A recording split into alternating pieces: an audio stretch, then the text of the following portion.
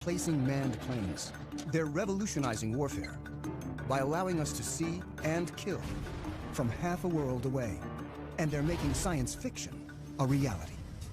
Now, with unprecedented access to drone scientists, engineers, and pilots. Master Arm. Nova reveals the technologies that make drones so powerful and the breakthroughs that are leading us into the future. Will drones soon replace even the most sophisticated manned planes and become a part of our everyday lives? It started out as a toy for my dogs to chase. The worry is that we'll have 30,000 drones crisscrossing the sky, accumulating all this information.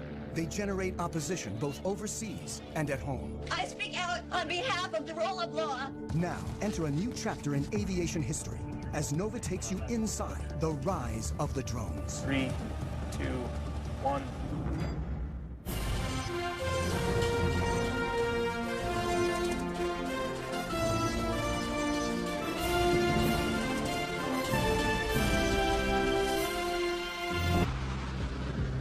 This is the ultimate melding of man and machine.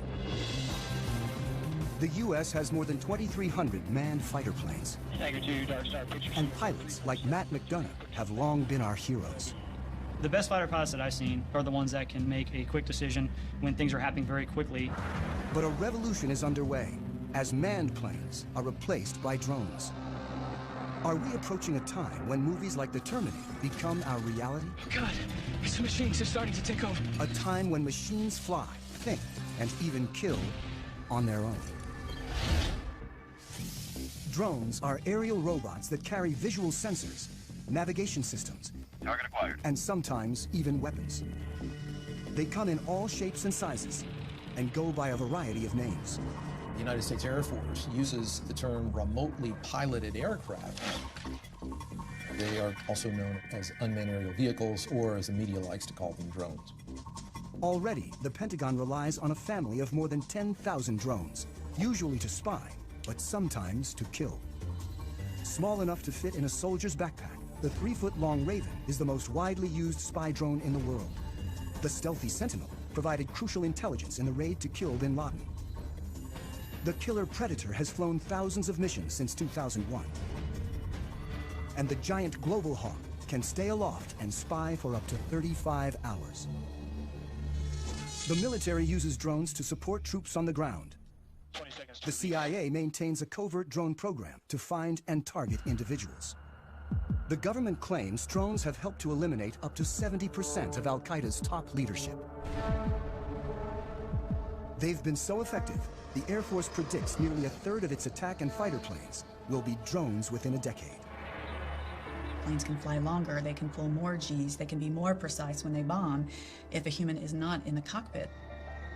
We're entering a new era when the supremacy of even the most advanced planes is being challenged as engineers take the pilot out of the cockpit. Holloman Air Force Base in southern New Mexico is the largest Air Force training base for operators of remotely piloted aircraft. My name is Chad. I'm a captain of the United States Air Force. For security reasons, we've been asked to cover our last names to prevent us from potentially becoming a target of any kind. Captain Chad has flown remotely piloted aircraft in combat for 3 years, and now teaches pilots to fly the world's most famous killer drone. It's known as the MQ-1, or more commonly, the Predator. The Predator has changed warfare, but it's just a hint of what's to come. Where we are in terms of unmanned aerial vehicles is about the same place we were with biplanes right after World War I. We are at the very, very early stages of realizing what the potential of unmanned aerial vehicles are. Unlike complex fighter planes that are engineered for speed and agility, the Predator is built for endurance, so it needs to be light and efficient. It's the weight of a pickup truck or so, about 2,000 pounds, and it's balanced pretty evenly on the wheels. And with one hand here, I can lift it up and set it back down. The propeller-driven Predator cruises at only 84 miles per hour, and its 4-cylinder engine burns about 300 times less fuel than a fighter jet. I can't say exactly how long it can stay up, but it is possible to stay up over 24 hours. A typical fighter plane can only fly for about 2 hours without refueling, and short, angled wings keep it fast and maneuverable. But the Predator hovers 5 miles up often in uncontested airspace, and its long wings maximize lift. So as you can see, it's got some flex to it. With no pilot to protect, a remotely piloted aircraft is much lighter and simpler than a manned plane. On a fighter, the pilot's support equipment and ejection system alone weigh as much as a Predator, which in place of a cockpit has a satellite control system. It's essentially the brains of the aircraft. It gives us the ability to communicate, control, keep link with the aircraft, and navigate it. The Predator's sensor ball carries daylight and infrared cameras. We can easily make out people from 5-6 miles away. The sensor ball also guides the Predator's 2 Hellfire missiles. From right here, we fire the laser, and the laser spot hits the ground, and then once we fire the missile, this is the seeker, so this seeker will find that laser spot on the ground and travel to that spot, giving us a very precise capability of employing weapons. When conducting missions, remote pilots work out of small trailers on the ground. They control the Predator by satellite. This link is what makes it possible to take the human out of the cockpit and fly from virtually anywhere on the planet. It's tight, about the size of a normal shipping container. And a shift, it could be anywhere from 2 or 3 hours up to 8 or more hours, depending on the situation. From trailers like this, pilots of the Predator and its larger cousin, the Reaper, have killed thousands of individuals since 2001. In this clip from Iraq, a Predator pilot sees 2 insurgents firing mortars towards a coalition airbase. He tracks them and finally shoots. Flash.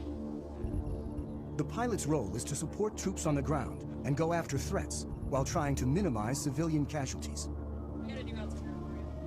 With such high stakes, pilots like Chad need ongoing training. Today, he'll be flying the Reaper in an exercise 50 miles away in the New Mexico desert. All right, Greg, you're gonna be my HVI. I have Shadow on station who's gonna be watching you. You're gonna be on a group of former soldiers working for a company called Rally Point will run an exercise in which Chad will hunt down insurgents in a mock village. We'll strike you there. Once you die, stay there, drive. 2 will play insurgents, and 1 will be a soldier on the ground communicating with Chad. About to take off now, so we're gonna push the throttle up. And there we're up in the air. The training mission offers a rare glimpse into the mechanics of how the U.S. uses drones to support troops and prosecute its war on terror. The goal is to make it as realistic as possible, so pilots can avoid mistakes when in battle. They should be checking in here probably in the next 20 minutes or so. It's going to be an MQ-9 Reaper. If they're at 25,000 feet, which they generally work, we're not going to be able to see them at all. It takes about half an hour to reach the mock village. Drones like the Reaper can fly on their own using autopilot and preset GPS locations. But the Air Force still keeps human hands on the controls at all times. People have this concept of either it's a manned plane and the pilot's doing everything, or it's an unmanned plane and it's something out of the Terminator movies. The reality is it's in the middle right now for both the manned and the unmanned planes. Our mind tries to put it in terms of robot or human, but the reality is a mix. As Chad pilots the Reaper, his sensor operator, Jay, controls the cameras and lasers. On the ground, the fake insurgents enter the village as the Reaper hovers miles above. Bones 3-4, Rally 2-0, stay status. Rally from Bones 3-4, we have eyes on the target. Chad gets direction from the soldier, whose handheld receiver and computer allow him to see what Chad sees. Chad's call sign is Bones. The soldier goes by Rally. And Rally from Bones, we have 2 attacks moving around inside the northwest corner of the compound. Bones 3-4, Rally 2-0, continue Shadow. The soldier directs Chad and Jay to follow an HVI, or high-value individual, dressed in black. Rally from Bones 3-4, looks like the one individual wearing black is now getting on the motorcycle and departing the group. Depending on the situation, the decision to kill comes from an intelligence officer who could be anywhere, a battle commander on the ground, or sometimes the pilot.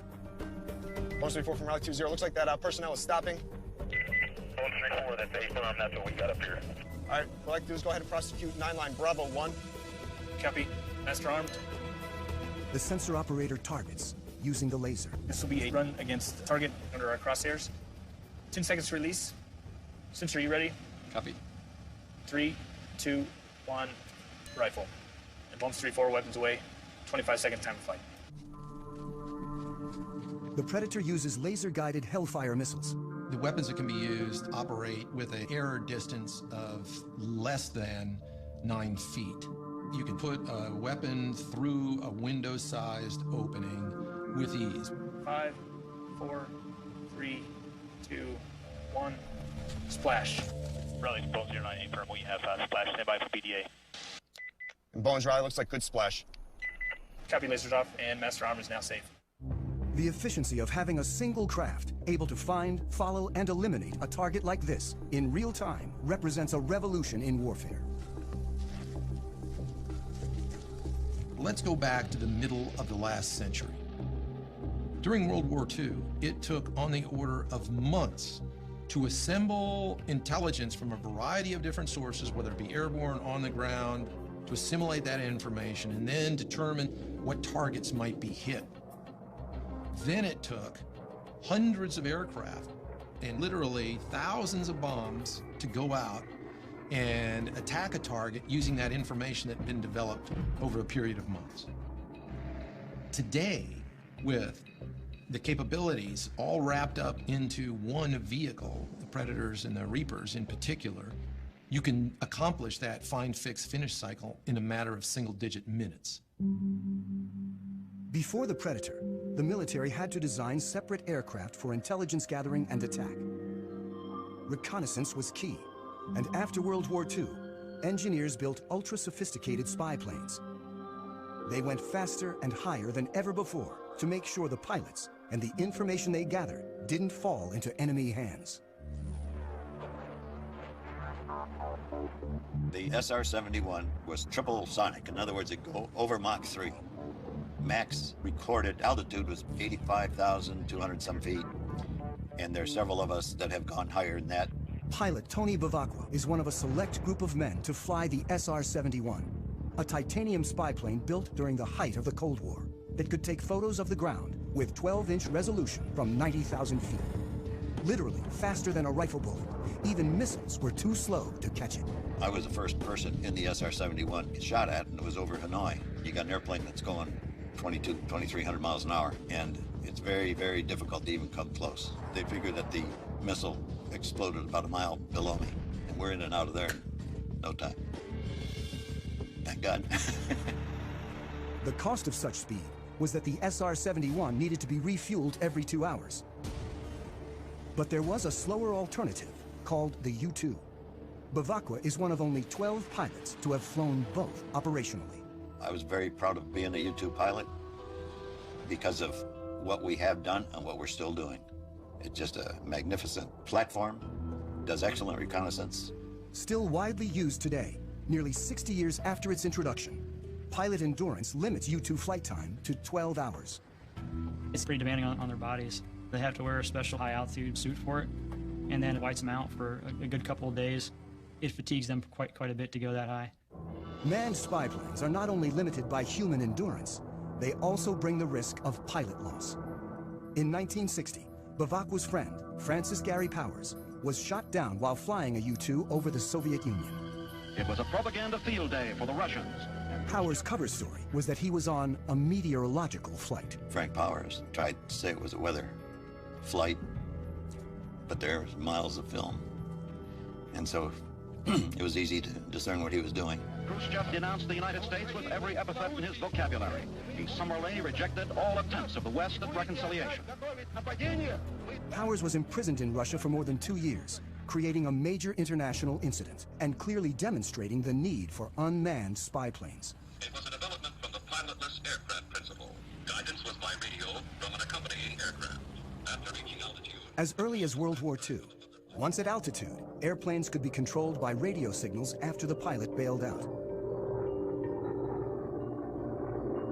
But for decades afterwards, before GPS, drones were limited by primitive autopilots and navigation systems. In the 60s and 70s, drones crashed constantly, including the most advanced unmanned aerial vehicle, or UAV, the Aquila drone, that averaged a crash every 20 hours. It was a small propeller drone that would fly over the battlefield and gather information and beam it back to you. The problem is, back in the 70s, the technology wasn't ready yet. It was a $1 billion program by the time they got just a couple prototypes. I was frustrated that the U.S. could not make UAVs really work. Abe Karam is the father of the Predator. This is one of two small UAVs built in my garage between 1980 and 1983. I was borrowing $18,000 a year from family. That's all we had. Everything was built with the lowest possible technology. We were trying to show that if you design the best you can, then you are going to get performance by design. On his first prototype, the Albatross, Karam placed the engine and propeller in the rear so they wouldn't interfere with the delicate sensors up front. And the inverted tail is also still visible on its famous descendant. Down-deflected tails are there to protect the prop, so when it tilts back, it's hitting the skids and not hitting the propeller. An ex-fighter jet engineer, today Karam designs and builds planes at his company in California. In the 70s, when he started working on drones, he realized that without a pilot in the seat, a whole new world of design possibilities opened up. Other unmanned aerial vehicles of the time were still too closely modeled on manned aircraft. I said, I don't like what I see. I'm not going to take the engine, and I'm not taking the prop, I'm not taking the landing gear, I'm not taking the computer. Karam believed that efficiency and lightness were the key to creating an affordable, high-endurance UAV. So first, he gave his craft long wings to prioritize lift over speed. When you want to be efficient, you want to be like the soaring birds, very long-span wings. The Albatross is the best gliding bird, is 20 times more span than the Cord. And my Albatross, the UAV Albatross, was close to that. Karam built the Albatross from scratch in his garage. He modified a go-kart engine to burn only 1/10 of a gallon of fuel an hour, and Albatross soon evolved into Amber, a 15-foot-long, 28-foot span UAV with 38-hour endurance. Karam relied on seed money from DARPA, the Defense Advanced Research Projects Agency. Its early investments in artificial intelligence and other technologies led to countless civilian uses and made modern UAVs possible. In the 1970s and 1980s, with significant DARPA impetus and some DARPA funding, a variety of new technologies emerged, including the Global Positioning System, long-range data links, lightweight computer equipment, and composite materials, as well as satellite communications and digital flight controls. The Albatross, the Amber, were the harbingers of the modern era of UAVs. We were a total team of 3 people, and we proved a lot of what we wanted to prove. Secretary of the Navy and the head of DARPA, they said, okay, you fly 500 hours, how many are you going to crash? We ended up not crashing any in the 500 hours we did for the military. Karam's Amber prototype never went into full production. But after a number of incarnations, by the mid-90s, his design became known as the Predator. Do not handle the missile by the strakes, wings, fins, seeker head, rocket motor, nozzle cell, umbilical connector housing during loading to prevent damage to equipment and or injured personnel. My UAVs were not meant to be armed. It was really built for the Cold War, when we had the big tactical challenge with so much artillery on their side, so much artillery on our side. Ready? With 2 large armies facing off, UAVs could be used for espionage, but not attack. Then, after 9/11, America started targeting individuals. Now we are fighting non-state enemies, so it starts making sense to arm the UAV, which is not my intention in the beginning. In October 2001, an armed Predator changed warfare forever. I was the commander of the air operations against Afghanistan, where we actually used, for the first time, a weapon off the MQ-1 Predator. The advantages were enormous, order of magnitude beyond where remotely piloted vehicles had been just 10 years prior in Desert Storm. Since this initial strike, drones have proven so effective that the Air Force is now training more remote pilots than manned fighter and bomber pilots combined. So, playing on the scenario? At Holloman Air Force Base in New Mexico, instructor Major Jason teaches this new generation of pilots. Adam 03, loud and clear. The stakes are high when operational, so they begin on video simulators. He invents practice scenarios, programmed using Xbox video game controllers. Adam 09 from Viking 01, you're cleared hot. Stuff that we can't do in the real plane, I can do anything here, because the world's whatever I want it to be. 3, 2, 1, rifle. It's a controlled environment, and we want them to learn here, so that way when they do go operational, you know, they've already made all those mistakes. Pilot, it doesn't look like I ever turned a laser on. So I don't know where the missile went. How did that happen? If that would have happened in real world, that'd be a really, really bad day. Unlike fighter pilots who train for a minimum of 2 years, remote pilots learn to fly their increasingly automated drones in less than one. The FAA did a study recently that showed that pilots with real flight experience in manned aircraft are actually worse UAV pilots than those that have no flight experience and really come in off the street. You actually bring in a skill set that you don't need and a set of expectancies that you shouldn't have when you're flying a UAV if you came from a manned aircraft. So the Air Force is taking officers off the street with no flight training and putting them through the program, and they've been very successful. They come here, they never went to pilot training like I did. They're here for a few months and then they have to go operational, so it happens real fast. Adam 09, rifle time of flight, 15 seconds. And when pilots go operational, despite being half a world away from the action, it all feels very real. Mike's throwing copy splash. It's not like a video game at all. There's no reset button. There's no, there's no turning it off. In real strikes, like this one in Iraq, technology actually allows drone pilots to see more than manned pilots ever have. Because we have such a long loiter time, there's potential to have eyes on the target that we are going to blow up for hours ahead of time. Then we employ on it, strike the target.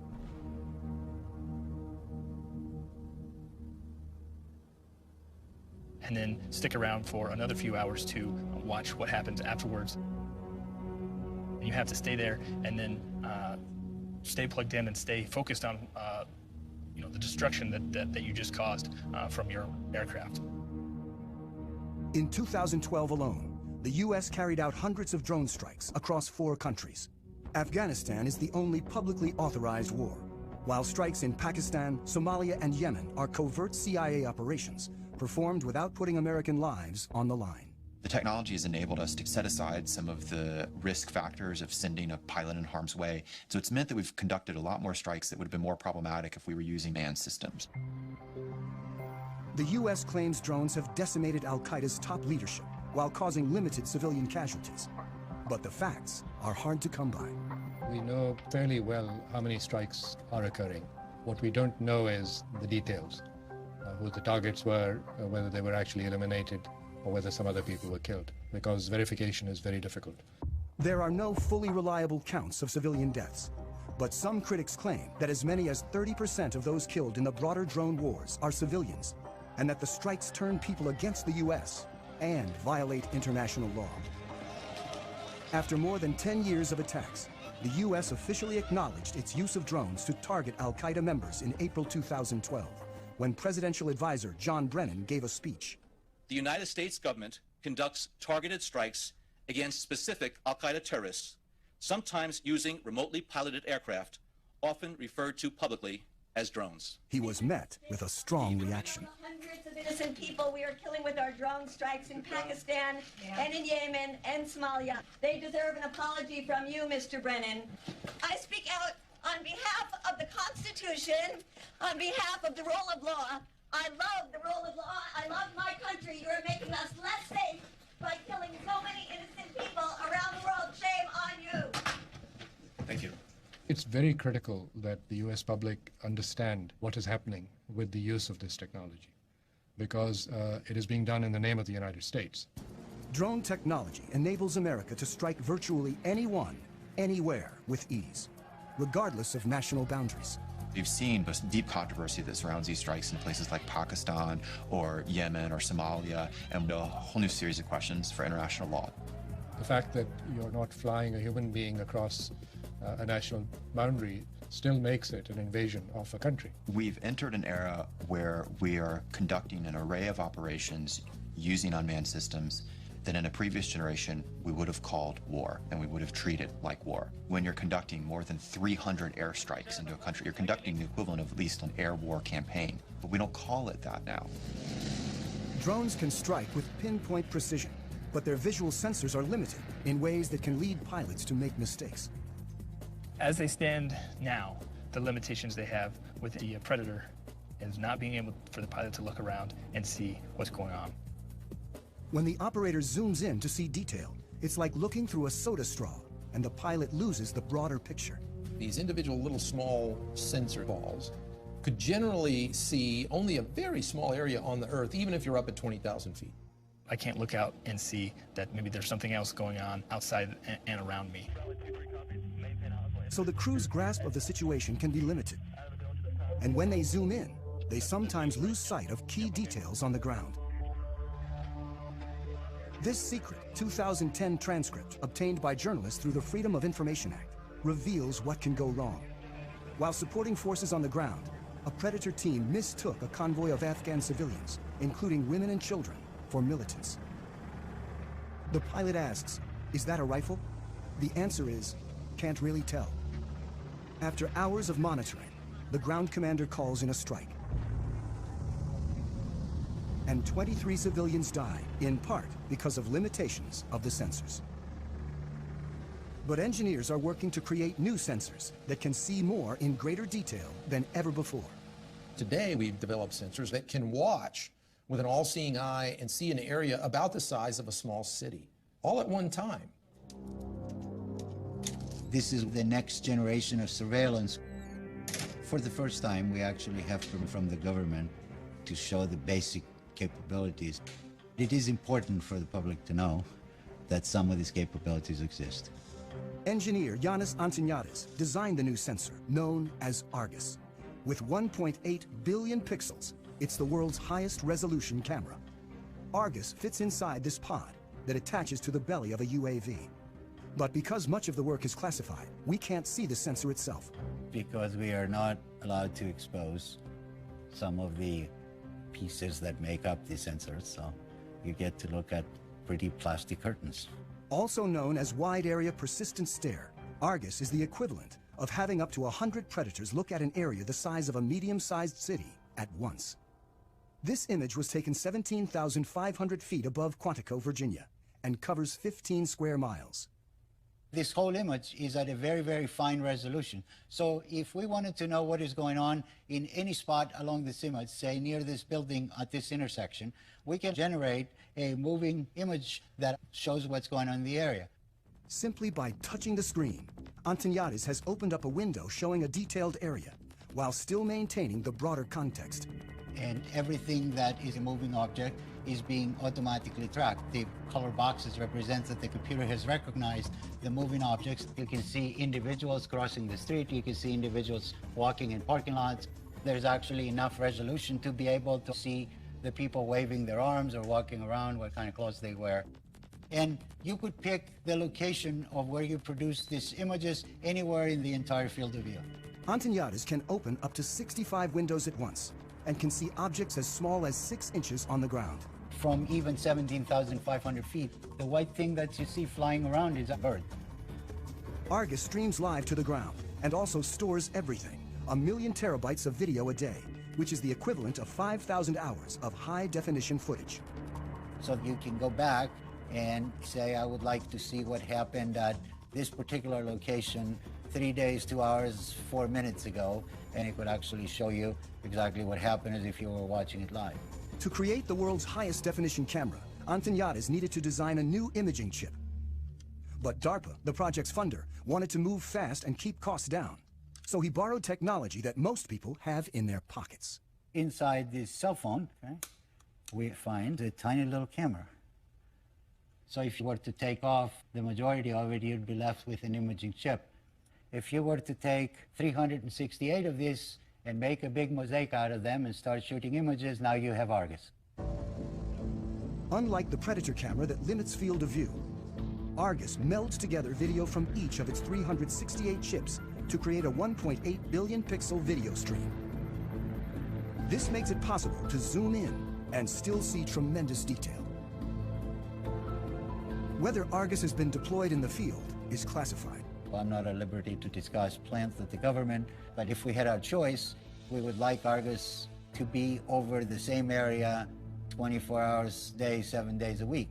That's not very easily achievable with manned platforms.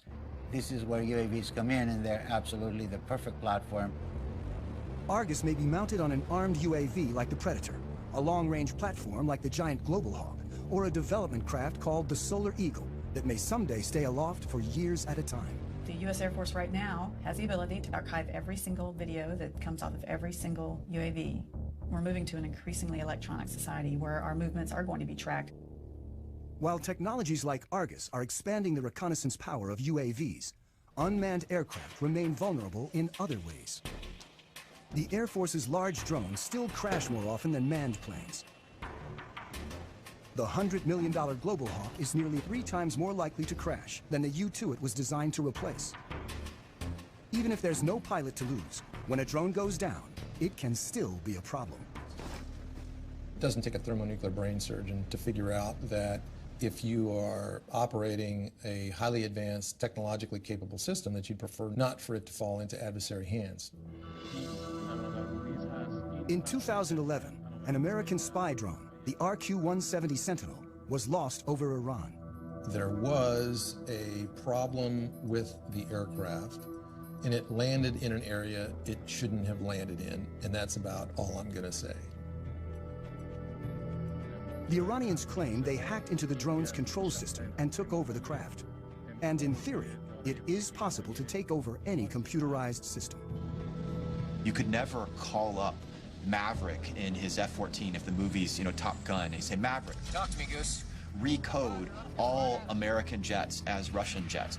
Tom Cruise would have, laughed his weird cackle and said, no way, man. With a computer, you can do that. Either jam it or even more so, co-opt its operations. And it's a whole new era in war. Opens up a lot of new possibilities and, of course, huge new dangers to think about. Why the Sentinel went down remains classified. But experts point out that drones often crash for very basic reasons. UAVs sometimes aren't that smart.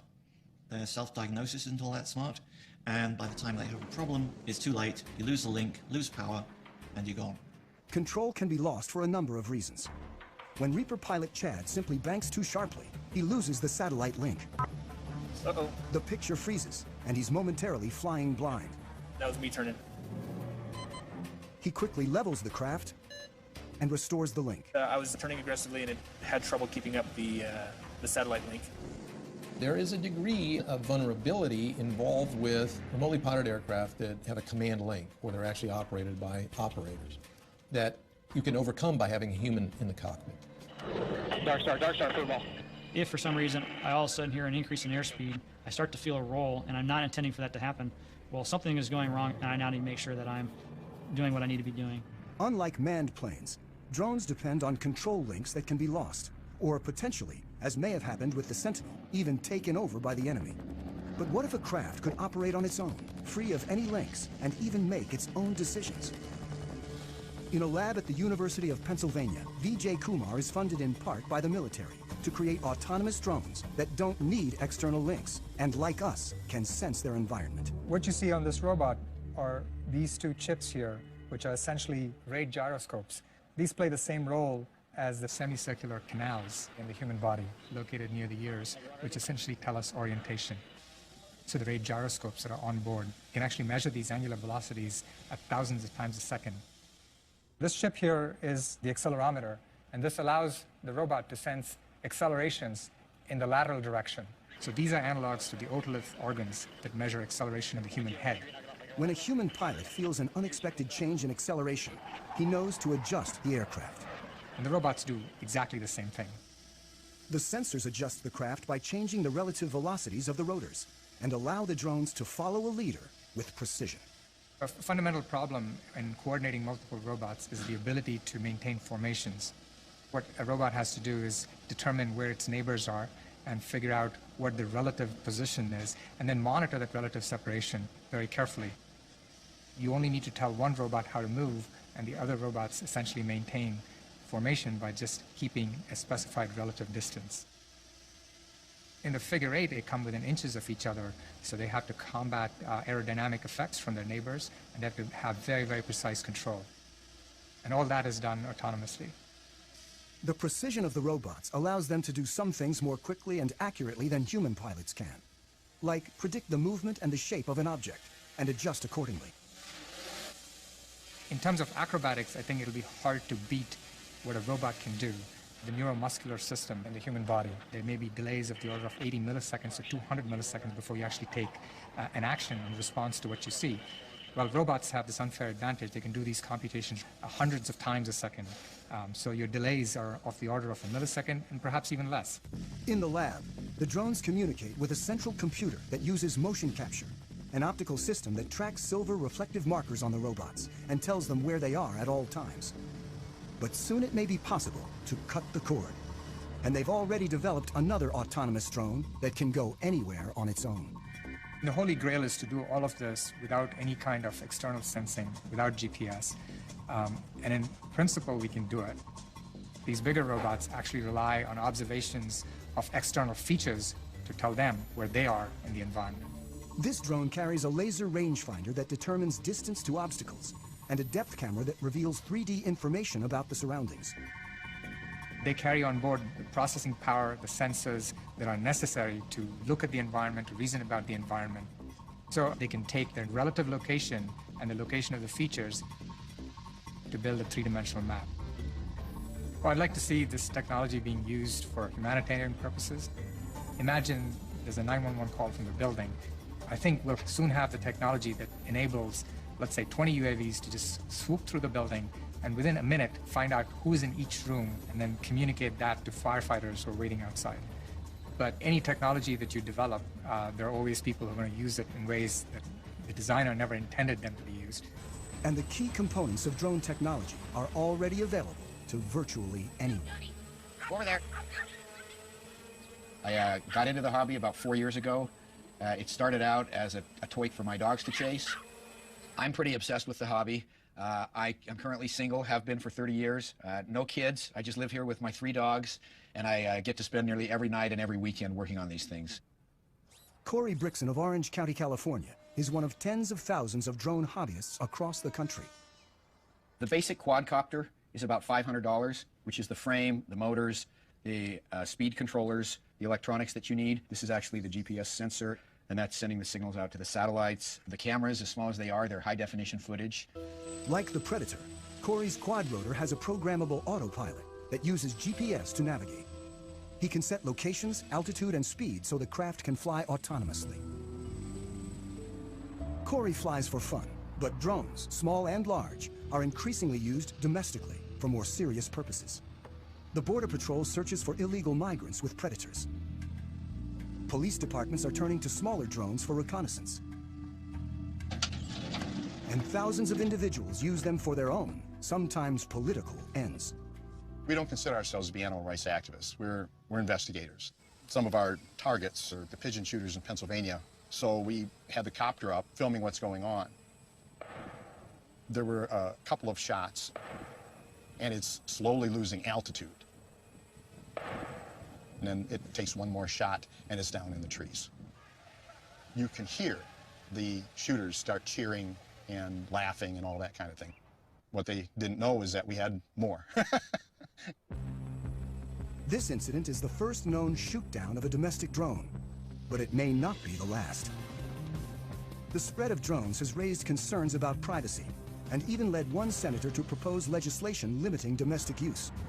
I think anybody that can use a device to peer into your activities, even if it's from the air outside your window or the air above your property, I think there's a right to privacy, and I'm all for making sure that, you know, all these drones don't come back from Afghanistan and Iraq and get put to purpose here that isn't consistent with our constitutional bearings. The worry is that in 2 or 3 years we'll have 30,000 drones crisscrossing the sky, accumulating all this information. It's a game changer, but it's not just an American revolution. There are more than 55 other countries right now that are building, buying, or using military robotics, particularly in the air. Iran recently announced it has its own armed drone with a range of over 1,000 miles. It's not known whether any of the technology was adopted from the lost U.S. Sentinel. But in the drone's arms race, the U.S. is constantly developing new technologies, like a small flying camera with a twist called Switchblade. The Switchblade will launch out of this tube, and the wings, the tail, the propeller will all spring open.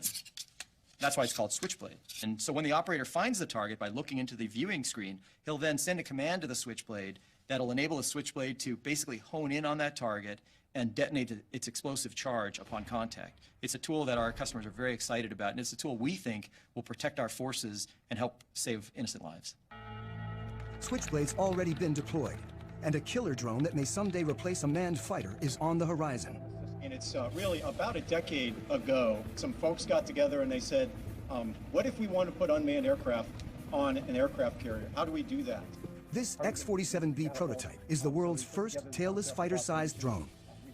But it's still a year or two away from its first goal, to take off and land on an aircraft carrier. We're maturing the technology required to take this unmanned vehicle to land on the flight deck autonomously. We're focusing on the mechanics of landing the aircraft, where you have a predetermined position that you're targeting to, and the aircraft can react very quickly to changes in that environment to put itself on that pre-planned position. The system has a lot of sensors, a lot of instrumentation on it, so it knows how all of its subsystems are behaving. It knows how its engine and all of its control surfaces are performing at any time. It'll turn where we expect it to turn, it'll come back when we expect it to come back, and it'll land on the runway that we planned. Drones are no longer just eyes in the sky. And someday, UAVs like the X-47B may be involved in sophisticated attacks alongside manned jets. It's the idea of the mix, the team working together. That's probably the future. You won't see every plane on the aircraft carrier be one of these. So right now, the vision is, oh, we'll just have one or two. But when they get them and maybe they prove more useful, then it may be, well, we don't want one or two, we want a squadron. It's a lot like if you look at the first use of mechanized forces. Originally, it was lots of horses and just a couple of trucks and tanks, and then you saw things change and change and change over time. We'll probably see the same thing happen with robotics. As drones like the X-47B mature, they'll become more autonomous, likely conducting bombing runs, then more complicated air-to-air operations. Even as policymakers debate the rules of engagement for drones, technology is moving forward toward a time when drones might operate with intelligence that more closely resembles our own.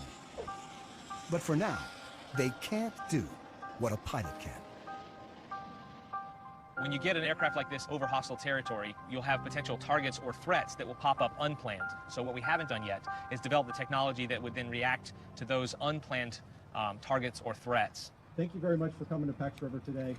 I think UAVs of the future will certainly be able to exhibit increased levels of autonomy. But I think if you were to ask most autonomy researchers or most AI researchers about whether the rise of the machines type scenario is a real concern, their response would be, we should be so lucky.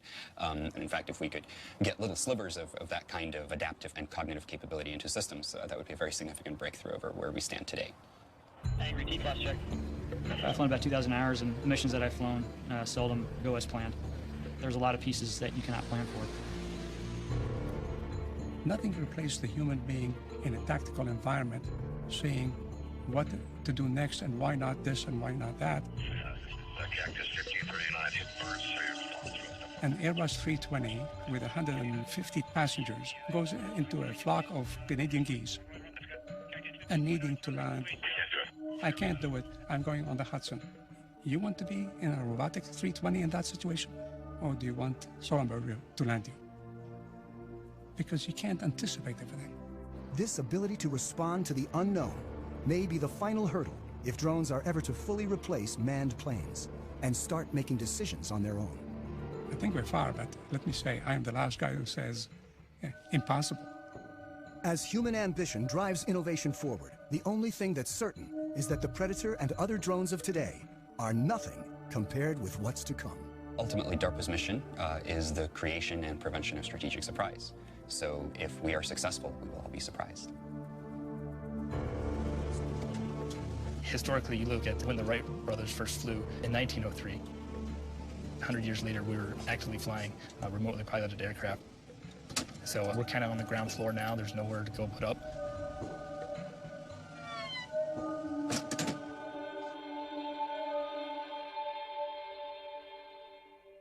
The exploration continues on NOVA's website, where you can watch this and other NOVA programs, see expert interviews, interactives, video extras, and more. Follow NOVA on Facebook and Twitter, and find us online at pbs.org/NOVA.